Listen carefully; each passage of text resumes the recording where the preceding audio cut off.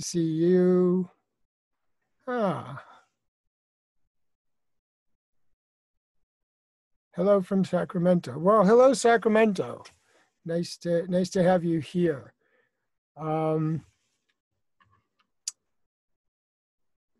we're going to get started. I'm just going to start talking, guys, because a lot of what I'm going to say in the beginning is just nonsense anyways. Not stuff that people are going to be overly interested in hearing. It's just my life story and all that stuff. So I might as well just, get started on that and give people a chance to file into the room. So for those of you who have never met me before, my name is Marc DeFrancia. Sometimes I go by Mark Cooper DeFrancia when I'm using my married name. And I have about 10 years ago, I set up a company called Inner Guidance Intuitive Development. It was a company that was designed to bring people back to their connection with intuition. That's really how it started. At the time, I was just coming out of arguably the worst period of my life. And to be honest, I'm not going to go into a whole lot of that. My history is my history. And I try, to avoid living my history. When it's relevant, I'll bring it up in a talk or a presentation. But at present, this conversation really isn't going to be about, history and transforming from, the life of the unconscious.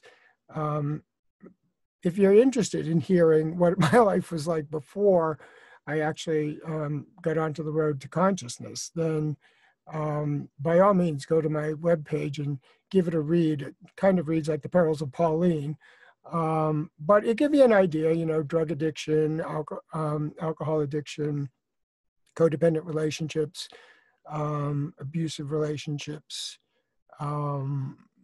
some really significant medical problems with the law, you name it. In my unconsciousness, I created quite a bit of dysfunction.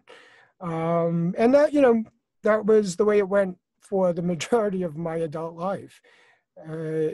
About, 14 years ago or so, I started to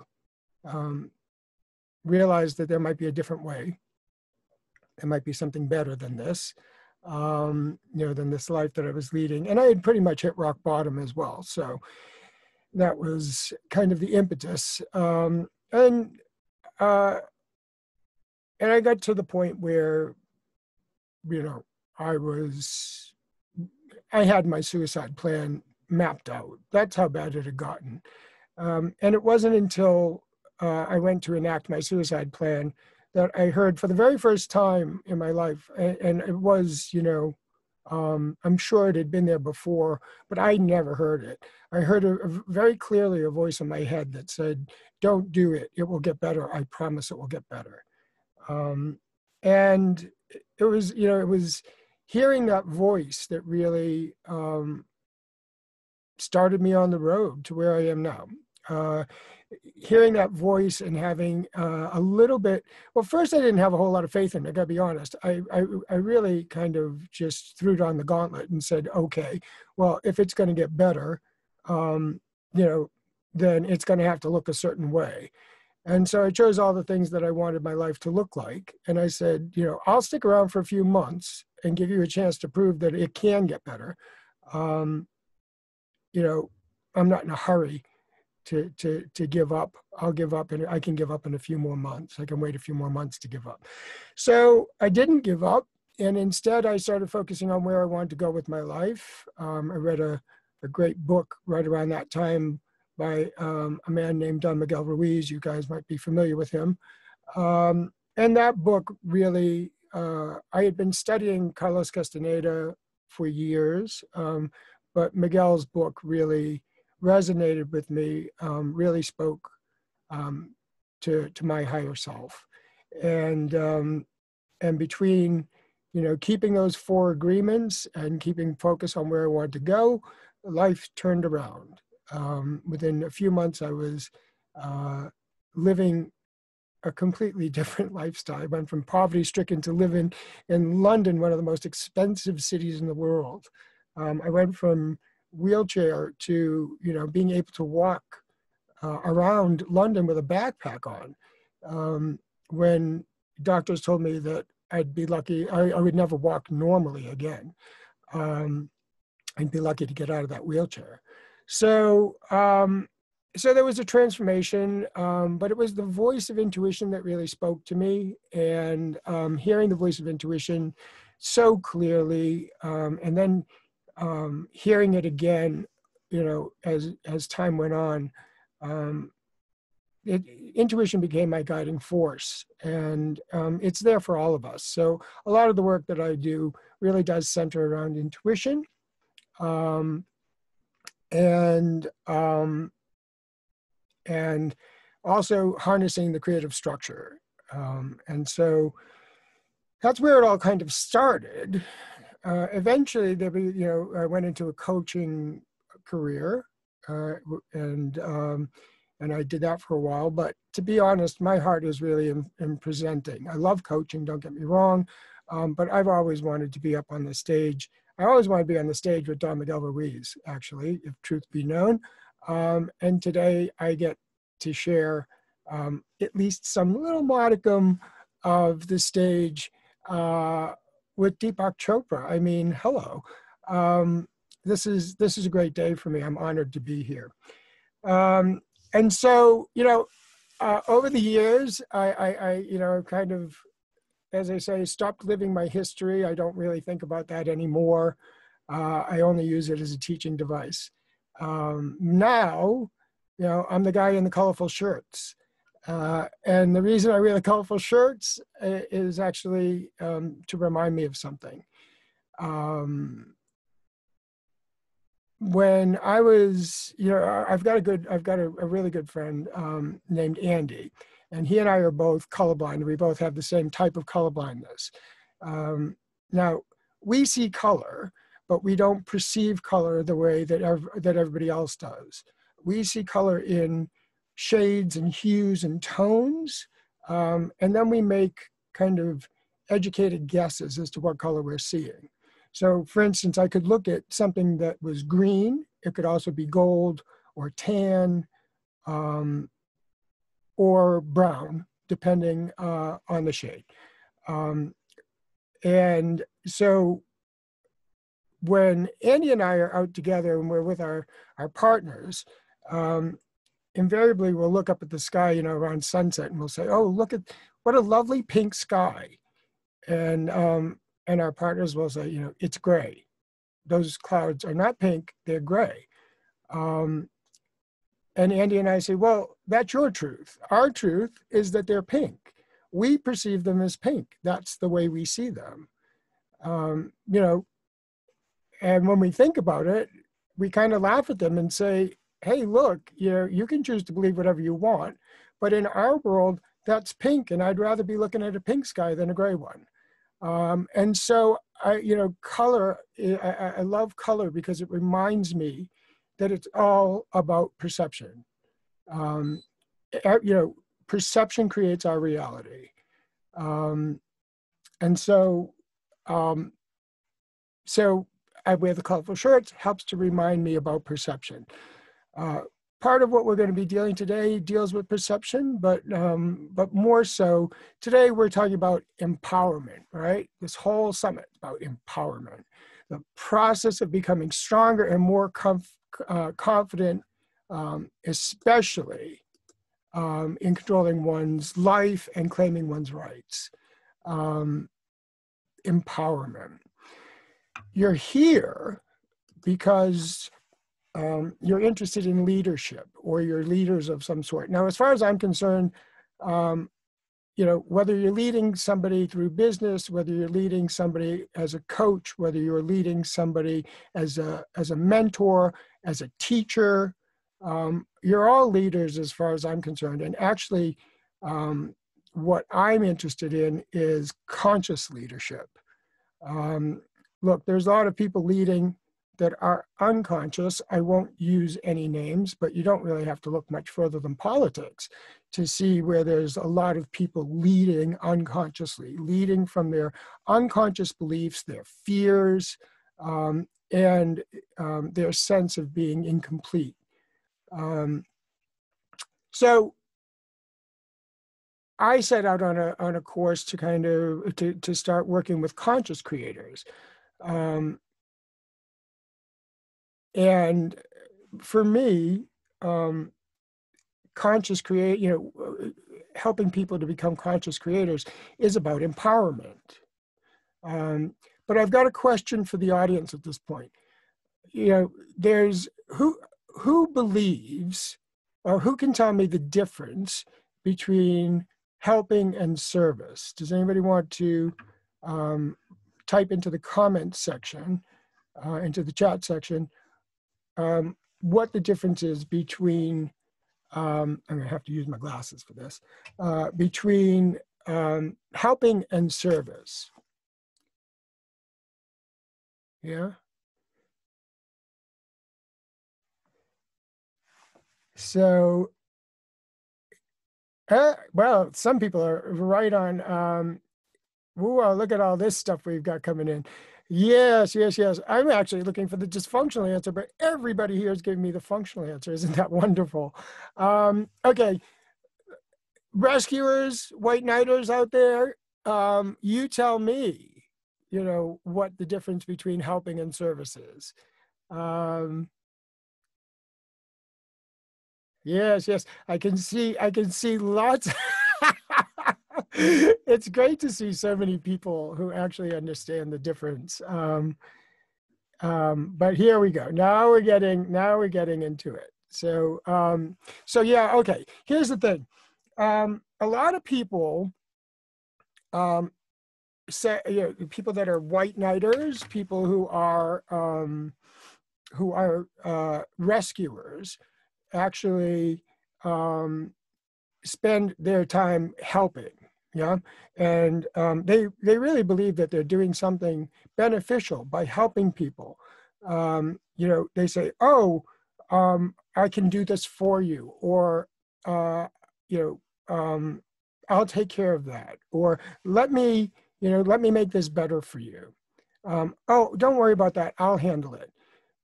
Helping is not the same as service, though. Helping is giving somebody what you believe they need. Service is giving somebody what they actually ask for, what they actually need. Service is stepping in and allowing somebody to be in their power. Helping takes people out of their power. Teach a man to fish, or fish for him. Fish for him, take him out of his power. Teach him to fish, you empower him. Yeah. So that's the difference between helping and service. Now, I work from service. There's a lot of people out there that are helpers. And some of you have revealed yourself in, at this point. I know some of the people in the audience that came in to an orientation very much thinking that they were in service when actually they were helping. And there is a big difference in the vibration of whether or not you're serving or you're helping somebody. And that's what I'm concerned with today. Today, we're going to be talking mainly about vibration. Okay, so being the pace car is a huge topic. The coaches, I have a company called Creative Self-Mastery, and I have some coaches that work for me, with me, I would prefer to say, and together every Friday since lockdown began towards the end of March, we have been doing a 2-hour conversation called the Pace Car Conversation, being the pace car. And that conversation has really been designed to help people maintain a conscious, functional, creative vibration during lockdown. That's how it started. We wanted to help people hold the vibration that was up here, because we knew that a lot of the people that they were going to be around were going to be down here. And somebody needed to set the pace. Somebody needed to be the leader. Somebody needed to be the pace car. So we started this conversation. We have done close to 25 of these conversations. We have over 50 hours of information on these conversations, and we haven't duplicated a topic yet. You know, it's amazing to me how vast this conversation really is. So today we're going to really narrow it down. You know, if we're on the topic of empowerment, it serves you and everybody around you to be making conscious decisions when everybody else around you is in reaction and making decisions from the vibration of fear. So today we're going to be talking about vibration, how to hold that vibration, and how to do that in service to other people. So it serves you, it serves other people, it serves the planet as well. We're going to cover a few premises here. One being that the strongest vibration wins, or as I like to say, the one with the biggest heart-on wins. We're going to now just stop for a minute. I want everybody to just stop for 1 second now. I've been talking for about 10, 15 minutes. People have had a chance to come into the room. You've heard a little bit of what I'm saying. Before we go on, please note where you are right now. Please note your vibration. Did the hard-on comment rub you the wrong way? Did my views on white knights irritate you? Are you focused on the idea that I didn't list my credentials? Are you wishing I just get on with it? Or are you interested, exciting, and curious? Either way, it doesn't matter. I just want you to note the vibration that you're in at the moment. If you're in the vibration of reaction to any aspect of me right now, that's perfectly fine. Just note that your vibration, what your vibration is right now, and try not to make it mean anything about the outcome of this presentation. But if you are in reaction, to anything so far, I'd ask that you at least try to shift into a vibration of skeptical but open-minded. It might serve you better to adopt that vibration, but it's completely unnecessary. I just want everybody to be aware of where they are in this moment. Okay, back to the frame-up. In addition to the premise that the strongest vibration always wins, we'll be exploring the idea that adopting the vibration of service will always result in you creating amazing experiences for yourself, other people, and the planet. As for the structure of this talk, I'm going to keep the chat box closed because it will distract me. And it hooks my attention, pulls me out of my flow. So I'm just going to keep that closed. So please, if you have any questions, just use the Q&A box to ask them. I'm going to keep that closed too until I actually take, until I'm ready to take questions. So try and be patient. I won't leave you hanging for too long before I start taking questions. So just be patient. I actually like answering questions, so don't be shy about asking them. Just understand that we will have a structured time for Q&A. And finally, if I've done my job right today, I will demonstrate to you what it means to hold a vibration and have somebody join you in that vibration. Okay, we're ready to go. Let's get started.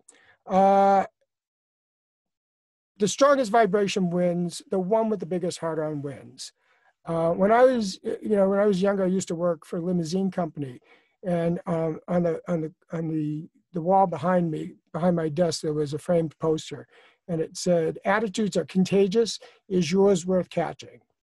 I think right back then I didn't really appreciate what that meant. It was pithy, and it seemed like something that people should be aware of, but I don't think I really understood that as much as I do right now. Your attitude, your vibration is contagious. The person with the strongest vibration is going to be the one that people are going to be gravitating towards. Now, not everybody, if you've got a vibration up here, not everybody is going to come up and join your vibration. If you're the strongest vibration in the room, then the majority of people will attempt to come up to that vibration. They will automatically start to rise to that vibration. Now, there will be some people who are very strongly in their vibration and don't choose to rise. And actually, some of you have been in workshops, as you conducted workshops yourselves, you recognize the fact that somebody in the audience can actually take the vibration of the audience way down, even if you've brought the audience way up. This is the strongest vibration is going to win. Years ago, I had a mentor, and he had done this amazing exercise where he brought everybody to that space, not being in love, that's an emotion, but actually he brought us to that space of being love, the orientation that is love, that space in time, that place in time and space where there is no such thing as separation between us or anything. And he brought us to this amazing place, that namaste moment where we can see the God in each other. And we were flying high. The vibration in the room was through the roof, and he was just about to end for the day. And he was riding high on it, and we were riding high on it. We were having a blast. We were so excited. Everybody was loving on everybody. It was great. Until this woman, Sharon, who had been in the back of the room, apparently she missed the exercise. She got into a huge argument with one of the the assistants. And he started swearing at her, and she started swearing at him, and they were going at it, and they were really furious with each other. And she came screaming up the middle aisle, hands flailing, and every swear word in the book, God, you don't know who the F they're working for you, and blah, blah, blah. And this poor guy is up on stage, and he is like a deer in headlights. All of a sudden, you can feel the energy shifting. Sharon clearly has the strongest energy at this point. And the energy of the room just dropped. Now, this guy had the tools. He actually taught conflict resolution. It didn't occur to him at that point to slip into it. And he started to argue with her. The worst thing he could possibly do. He didn't maintain his vibration. He came down to hers as well, and he started arguing with her. And that was it. It was done. He managed later, before he said goodbye to everybody and dismissed us, he managed to get the vibration up a little bit higher than it was. But all that hard work was gone, because the strongest vibration is always going to win. So it becomes your job to maintain the highest vibration. And there's many techniques for doing that. And today we'll look at maybe one or two of those, depending on how much time we have. But as I say, I teach this and have been teaching this for a long time. There are so many tips and techniques and structures to use. Some of those will be available in the PDF that I'm going to give. Anybody who wants the PDF, they can just go to my speaker page, and there's a little thing that says, there's a free PDF and workbook that comes along with this talk. So when you're done, you can go click on the page if you want that PDF, and there'll be a couple exercises and stuff in there today. Today we don't have much time to cover too much in regards to exercises, but there will be some stuff there. So first thing is that the strongest vibration wins. Now, clearly, anybody can have the strongest vibration. You don't have to be conscious to have the strongest vibration, but the people here will be striving to consciously hold the vibration that people come up to. That's what makes you leaders, right? And we want conscious leaders. We want people that are understanding what's playing out for them. We want people that are understanding what's playing out for other people. We want people that are choosing to empower and serve, not to help, because the world needs you. The world needs conscious. The strongest urge that we have in life is orientation. People will argue with me all the time. They'll say, no, the strongest need we have is survival. No, actually, the strongest need you have is orientation. You need to get orientated. People who can't get orientated will spiral. And if they lose enough orientation, if they can't figure out where they are and how they fit into the world, some people can spiral to the point of giving up and either contemplating or committing suicide. That's how strong the need to know is, right? So understanding that people crave orientation, need orientation, and then choosing to be a conscious leader, a pace car, that is what the world needs right now in these uncertain times where there is so much uncertainty and we've all lost so much orientation. It has never been more important for you to be a conscious creator. The world needs us. And which brings me to my next point, service. If you want to talk about a vibration, a high vibration, people are going to go, oh, love is a high vibration. Yes, of course it is. Two orientations, fear or love, right? Everything that isn't love is fear, and love is the strongest, the strong vibration. For sure, love is the strongest vibration. However, service is a vibration that works for us. We can sit here and try and be in love, but it is not the same thing as being in service. You can love something and choose not to serve. But choosing to serve, wow, what a great vibration to be in. So we're asking, that you move into that place of service to yourself, to other people, to the planet. And that's the vibration we're going to ask you to hold. So in Maslow's hierarchy of needs, service, self-actualization, altruism, those are all at the top, right? Those are the things that when we've covered all of our base needs and we get past all of those really kind of base needs of love and shelter, food, shelter, sex, belonging, all of those things that we kind of work from and work dysfunctionally to create usually, we become really hyper-focused on those needs. But once we've created our way through those needs, or if we choose to, we jump to the top of the hierarchy, then we start to crave things like being in service, like being self-actualized, being altruistic. So if you're there already, congratulations. If you're working your way through, you can skip right to the top, man. Go to service. Choose the service vibration. Choose the service orientation. And I guarantee you, my coaches, right, are all expected. Well, not expected. They're asked. Will you choose to adopt a service vibration for 1 year? Every one of the coaches has adopted a service vibration for a minimum of 1 year.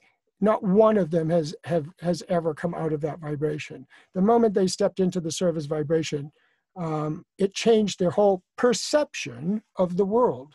Remember, I was talking earlier about perception, and perception creates reality. This orientation of service actually changes your perception of the world. And suddenly the world doesn't look the way it used to. And thank God for that, because from the vibration of service, there is so much more hope and faith that comes out of that vibrates out of you, that you project out into the world. from that energy, that vibration of service. Yeah, that's where I, I would love everybody. I'd love to see everybody. If everybody was in service, to themselves, other people in the world. And when I say to yourself, I don't mean to your, to your base needs. I'm not talking about you getting your house or your car. Sure, you want those things, go ahead. But I'm talking about in service to the things that are true for you, in service to you becoming, reaching your true purpose and living your true nature and highest purpose. Yeah, being the best version of yourself that you can be. So service, when we reach that vibration, then everything changes for us. Okay, great. Let's talk about some techniques. I've got a few minutes before we can open up for questions. Let's talk about some techniques. There are a dozen of techniques and tweaks to help you maintain your vibration. Many of them are in the Pace Car Conversations, which are available on Facebook right now. But I want to discuss one, which is conflict resolution, a powerful tool that had my mentor remembered to use it, it would have saved his entire workshop. So conflict resolution. Now, I teach entire modules on conflict resolution. And I have a friend who's a professor at Western Carolina University. He teaches a semester's long course in conflict resolution. There's so much to talk about on this subject, but I'm not, I'm not going to try and even, even broach the subject in any depth. I'm going to give you I'm going to let you in on one little structural aspect of conflict that will help you maintain your vibration so that you don't end up coming down to somebody else's vibration like my mentor did all those years ago in that workshop. Here it is, guys. All conflict is internal. All conflict comes down to what you make it mean about you. It's as simple as that. Until you understand that you're not in conflict with the other person, you're in conflict with how you perceive that person is making you feel about yourself, right? You can reduce all conflict down to the underlying assumption you're making about yourself. You can take, and once you start to understand that this is just some aspect of, your own beliefs playing out, your own dysfunctional beliefs about who you are and, how you present in the world. Once you realize that, the conflict is not with the other person, it's with you. It's the idea that this person has triggered a reaction in you that makes you feel or is in alignment with some of your dysfunctional core agreements. I'm not lovable. I'm not capable. I'm not powerful. I'm not doing things the right way. I'm not in control. I'm not perfect. These are some of the things that, the agreements that we make with ourselves. And when people trigger this in us, we enter into conflict with them. And we project it all out onto them. It's their fault. But it's not their fault. It's our fault. It's us in reaction, not even to what they're doing, but to the way what they're doing makes us feel about ourselves, right? But once you understand that, you can take the reaction out of it and you can switch your focus to where you'd like to end up rather than to allow the conflict to play out towards its ultimate goal of creating separation, because that's what it's designed to do. Your conflict is designed to separate you from other people. It's designed to feed the illusion of separation that is identity. And when we're in our identities, that we are not connected to our higher selves, to our soul, to our godliness. We're in that illusion that we are separate from all of those things. And so understanding when you're in a conflict with somebody that this is really about some underlying assumption about yourself, taking the power out of that just by even realizing that takes a tremendous amount of power out of that. And then, then in that moment, when you have that realization, you just accept, hey, this is what's playing out. But there's a place you could go, right? There's a place that right now, there's a place we're going to end up, and that conflict is going to bring us towards separation. That is what conflict is designed to do. That's the destination, if you will, for conflict. But there's another destination we can go to, right? We can choose how we want this to end up. We can choose to continue to argue and work towards separation, or we can shift our focus to something we would love to experience with that person and move outside of the conflict towards what we would love to experience with them.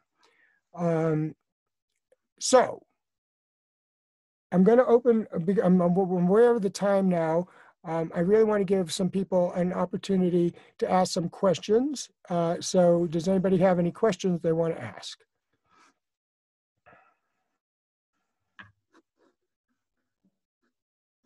I'm not even sure where the Q&A is at this point. Oh, there it is. Anybody got any questions they want to ask? No questions. Oh, here we go. How can we get out of the post-match analysis of a conflict? I should have said this. Oh, or I should have said that. Okay. Good question, actually. Okay. Well, the first thing is to move into acceptance, right? You just don't agree with this person, and that's okay. We don't have to agree. The first thing, though, is to move into acceptance. You have to accept that this person isn't going to come to your way of thinking and you're not going to come to theirs. You're at an impasse. But also you need to accept that it's your hairy bullshit playing out. This is about how you feel about you, not how this has really very little, if anything, to do with this other person. And so, you can you move into acceptance. You give up that need to know, right? I don't know, how this is going to work out with this person. I don't need to know.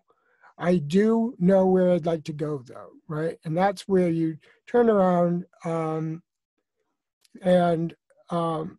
redirect and say, okay, I'm going to shift my focus now. I know where this is going. I know what I would love to experience, though. I rather than arguing with this person, I would really like for us to be able to get through this conversation and finish the project that we're working on. We're arguing over the right way to do this project. We're not going to agree, but we can still get the project done. Because if we put the focus back on getting the project done, then that's what becomes important. That's what we start moving towards. If we don't, then we start moving towards the unconscious agenda of separating from each other, being in conflict, and having that conflict lead to the point where we can't work with each other. Somebody else has asked, how can we notice that we are in it rather than just, how can we notice that we're in it rather than just reacting to it? Well, how do you notice that you're in reaction? If your vibration is starting to decrease, if you're starting to become more irritable, if you're starting to become, starting to think, about how your thoughts and feelings, if you're giving power to your thoughts and feelings and your self-importance, then yeah, you can literally start to feel your vibration dropping. And so that's a good indicator to you, hey, I'm in my thoughts and feelings, this is why I'm in conflict with this person, because I'm making up in my mind that, that there's some underlying thing,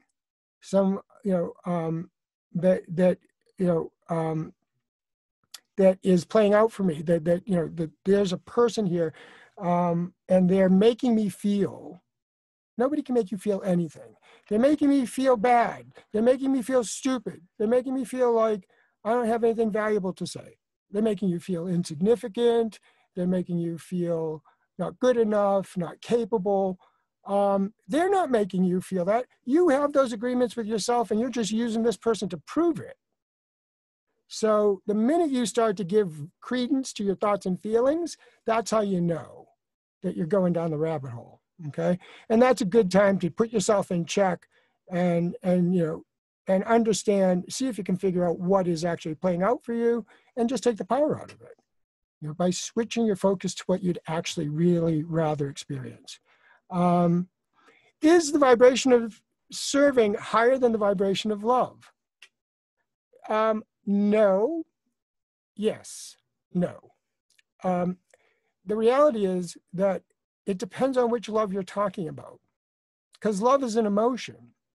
And just like every other emotion, God, this is going to piss some people off. Just like every other emotion, love is not real. It's subjective. The way when we love people, we're always in response to their to the way they make us feel about ourselves. It's conditional. We love people because of the way they make us feel about ourselves, thoughts and feelings, right? That's romantic love. That's not real. I don't care, how much you enjoy it. I don't care how many companies try and tell you that romance and all of that is real. It's not. It's conditional. Even when we give love unconditionally, we're doing it with conditions. We're giving love unconditionally because it makes us look like a decent person, makes us look worthy. It makes us look like we understand, like we get it, like we're, like we're enlightened, right? Now that's love, not to be confused with the orientation that is love.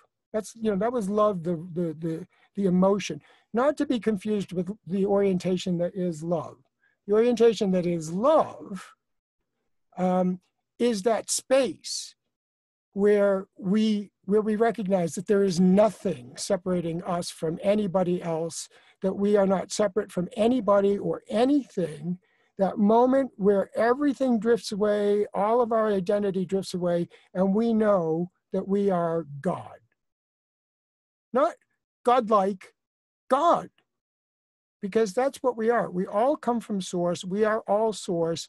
We are God choosing to have an individual experience in this realm. But make no mistake about it. Outside of this realm, we are God. In this realm, we are mortal. We have things, there are certain restrictions as to how we can create and all of that. But we still have the power to create. That is our God-given right. That is what we're here to do, is to create. We are powerful creators. And so, in the orientation that is love, then actually service isn't higher than love. Service is a demonstration of love. It's a way of being. It's our way here of maintaining more of our connection with the orientation that is love. When we step into service, that vibration, it puts us closer to that actual understanding and connection that is the orientation of love. The vibration of service is one of the highest vibrations that we can be in, without walking around in that space where we are connected to everything through all time and space. And to be honest, we hit that point from time to time in our lives, but we don't walk around in that orientation every moment of every day. However, we can walk around in a service orientation every moment of every day. That's easy.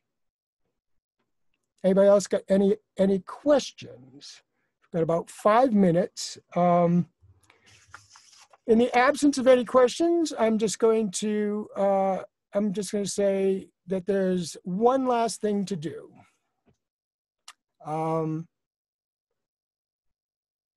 Check where you are right now. just like you did when you came in. Where's your vibration right now? Are you where you were when you came in? Or did you come up to my vibration? Did I succeed in bringing you up to my vibration, despite the fact that you didn't maybe like some of the things I said in the beginning, or the way I got started, or maybe you hate my shirt? Doesn't matter. Were you able? Did you come up to the vibration? Was I successful in being the pace car? I look forward to hearing that from you folks. Don't forget to go to the speaker page and redeem your coupon for a free transcript of today's presentation and a mini workbook that will have a few exercises to help you maintain your pace car vibration. It has been an honor, a true honor to be here to serve you. My name is Marc DeFrancia. I have dedicated my life to elevating the consciousness of this planet. And I encourage you, it's been one of the best things I've ever done. I encourage you to join me on the journey. If you've got anything that you'd like to discuss with me, you feel free to reach out to me on marcdefrancia.com. And unless there's any other questions, I'm going to take this moment to just say thank you to Guidely for giving me an opportunity to be part of something so amazing. Thank you to all of the people who I see out there whose names I recognize and who came here to support me. I do appreciate it. And for those of you who took a chance on a total stranger, I hope that this conversation has served you. Go out today and enjoy the rest of your day. Enjoy the rest of the conference. I can't wait to see Deepak. I hope you all can stick around and enjoy his presentation. But more importantly, I challenge you. I encourage you at the very least to adopt that service orientation and that vibration, and see how it changes your perception of the world and the perception of other people around you as well. It's been a pleasure, folks. Thank you so much.